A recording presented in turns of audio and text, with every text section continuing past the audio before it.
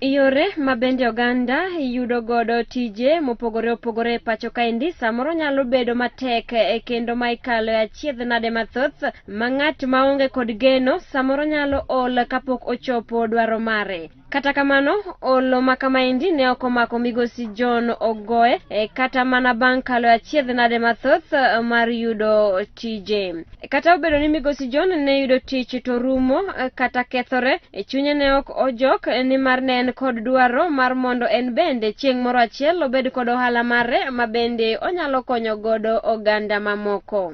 Sawa, an giluonga ni John Omondi Ongoe. Aja Ugenya, anyuola moro miluongo ni Katek, Jera. Abiro Nairobi ka mwaka ma 83. Bang' tiyo kembe mamoko kuom thuolo malach, migosi John noparo mar yawo kambi mare owuon. Wach mabende nomiyo giriwore ji adek kendo yawo kambi mar Barjola Sports Company e wang' apaya ma Butere buore Nairobi, kuma bende ne gichakoe mana kod masinde matin kende.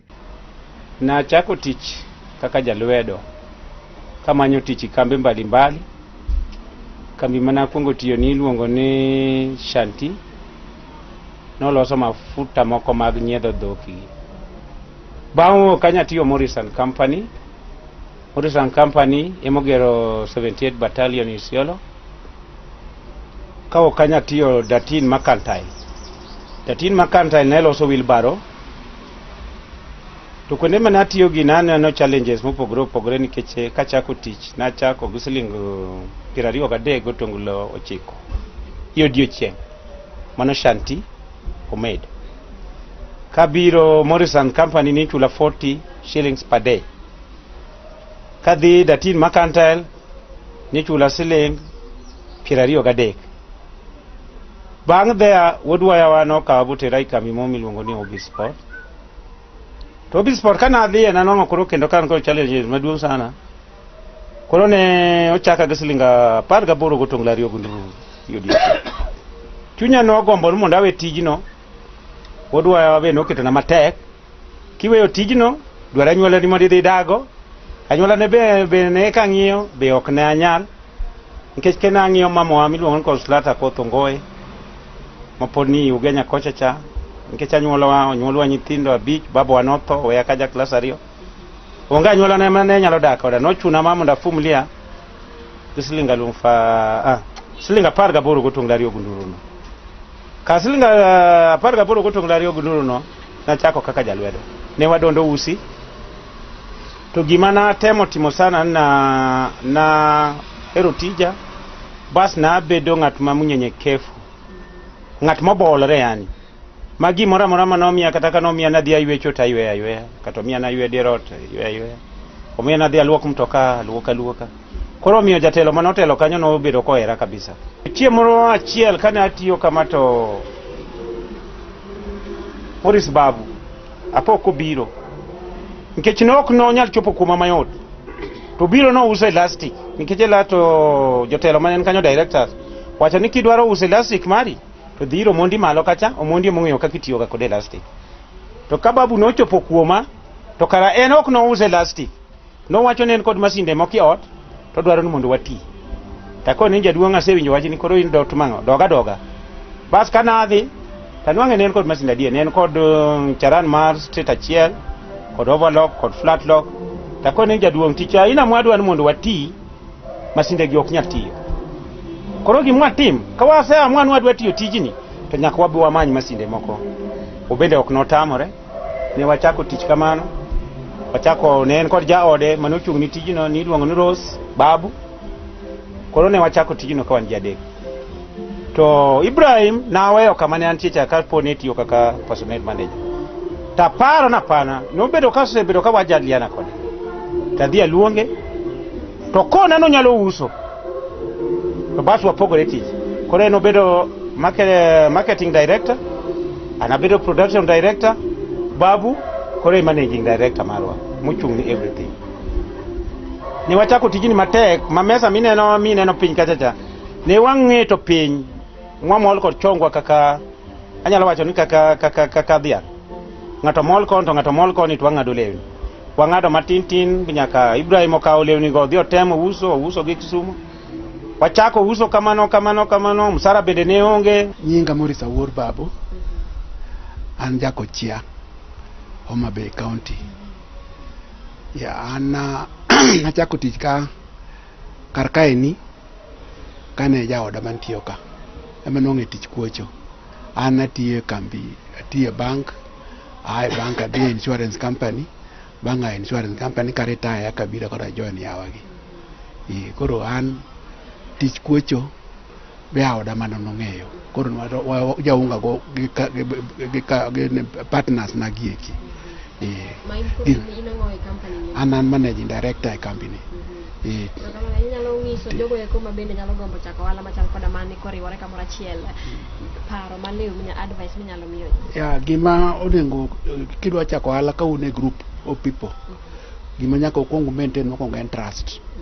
Nyaka u trust one another. Ka ok trust one another, you will not move anywhere. Nyaka u trust your partners ma kendo mane gima bro konyo. Ka onge trust onge gima nyalo timo, kendo nyaka uti gi bidii ma be nyaka upasa via kech bro tuno samo chako tich na nitie sache moko ma problem bro bedo makata samoro un kaka undiko ji kasa ni wandiko ji tich samoro an gi pesa matin ma jotich ge mwachulo to samoro wan waonge gima wayudo to walinga nyaka chiemoro gimoro sama non wangre to bro konyore godo mana yaka no achako. Mimi naitwa Efraim Lugalia Ojeri. Mimi ni mzaliwa wa Hamisi constituency, Banja location, Vihiga County. Mimi mwenyewe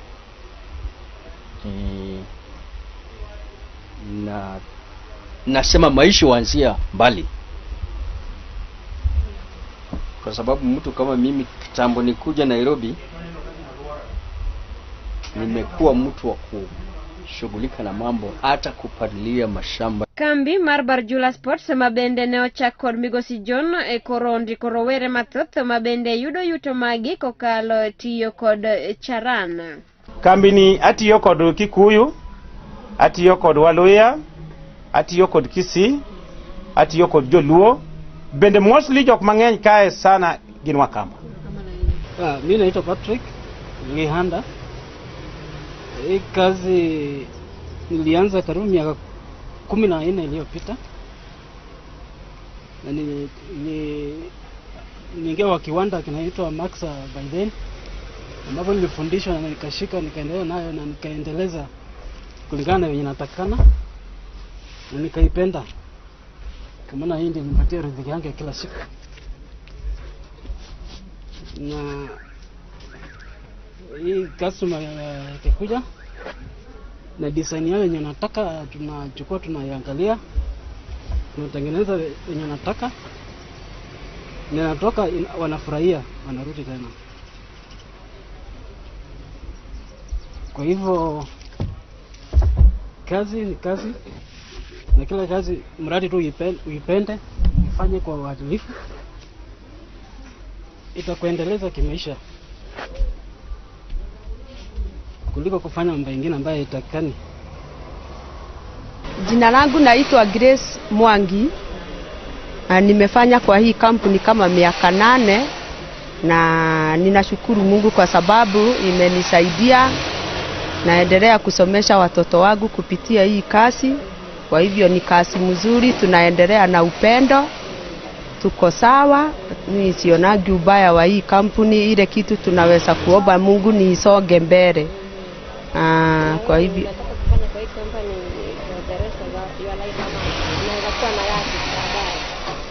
tunaweza kumshukuru Mungu kwa sababu ikipanuka tunaweza hata sisi kuinuliwa na tuende katika kufanya mambo ingine, hata kama ni kufanya sales. Hiyo ndio tunatarajia kwa sababu Mungu ni mwaminifu. Asante. Nyinga Enodegi Sakaria, awuod ko kwanya jaka bondo. Asetie tijini kuom higni 5 osekonya. Akono kijende kama gini tie mondo gibigi wati. Tijwa ni ok oyiero ukabila, watiyo gi Wakikuyu, Wakamba, Wameru, ji duto. Gisani osekonyowa kit ngimawa. Kata tich nchodok chien to pok ochungwa, wadhi mbele kod tich. Wakwayo jok maonge tich mondo bi wati kanyakla. Kik gi many tije moko ma ok kony ngimagi. Aoro mos ne wuonwa Joshua Degi, minwa Margaret Akinyi, minwa matin Jena Nyango. Nyasaye mondo gwedhi. Iluonga ni Willis Umanyango, an jagem. Kampuni ni iluongo ni Bajolia Sports Swear. Koro kampuni ka an kaka supervisor. So nadonje kampuni ni 207. Nyaka sani.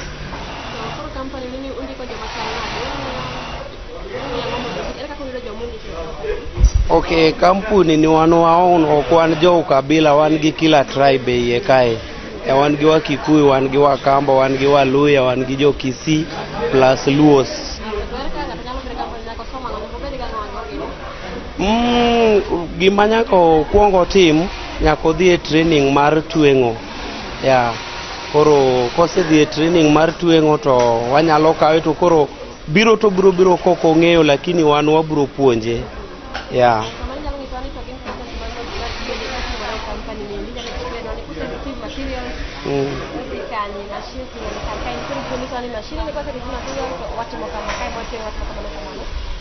Departments ng'eny, nitie departments mar ng'eto, nitie departments mar twengo, nitie departments mar trimming.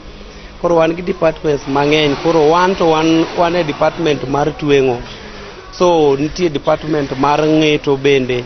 To koro nyaka wuoge ng'eto mondi, then kore ka biro no e machine to watwang'o.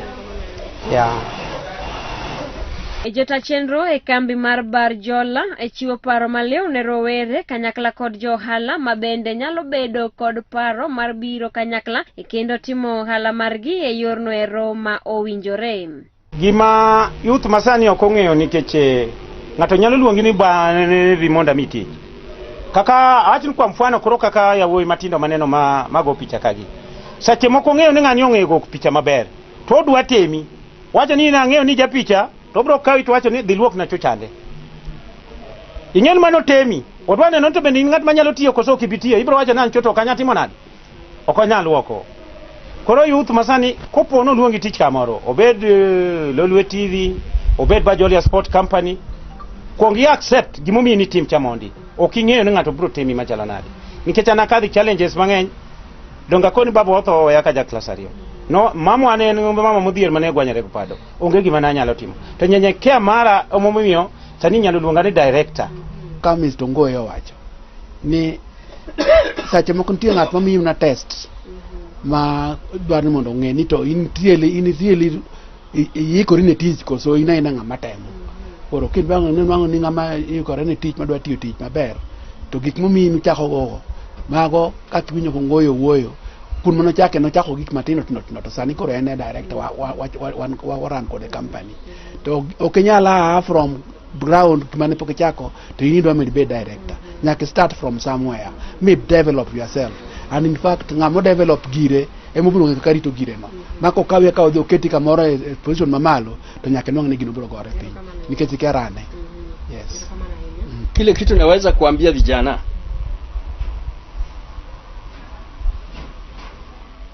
wasikae wakilalia akili wakifikiria mambo huja kama mambo, yani kama chakula ile Mungu alikuwa anapatia watoto wa Israeli, ile inaitwa mana. Namna hiyo, kitu ya kwanza mpaka wawe watu wana mipangilio, na usikachague kazi, wakikabague kazi. Ile kazi watakayopata waanze nayo. Ukitaka kuimprove on something, you should start somewhere. lakini kusema tu ati utapata ile nzuri bila kupata ile kidogo ya chini, hiyo ni ngumu. So chochote kabla ambao wanapata kidogo hiyo waanze nayo, wakiangalia maisha yajayo. Naye wakitaka ili waende mpaka wafika katika business, lazima wajifunze mambo ya kuweka pesa. Wasikapate tu pesa na kusema waingie kwa mambo. So nasikia mimi nilikwambia nilikuwa Kericho nikachuna majani chai. Zile nilikuwa nikipata huko, nilikuwa nimefungua account na Posta. So I started saving. Hata hiyo account yangu niliyofungulia Kericho hiyo sijafunga. Nilifungua 1972. Mpaka sasa bado naioperate. So naambia vijana wasikawe wakitegemea wapata kazi ya ofisi mara moja hiyo, na wasikae watu wakupakua kazi na tena wae watu wabidii wakipata kazi. Asikae watu lazy kwa kazi. Lazima waonyeshe ya kwamba wanabidii ya kufanya, na pesa zile wanaopata ndio zitawafanyisha wasimamishe maisha yao ya usoni. Ekinde mathoth oganda osechayo tiyo tije mathoth konywando kanyakla tiji twengo kod charan, kendo oganda mathoth samoro ni kod paro ni en tich mabende itimo mana kod jogo eko mabende samoro onge kod somo makare. Ngang tich en tich to mana ne ng'at ma oketo mijing'o e tije.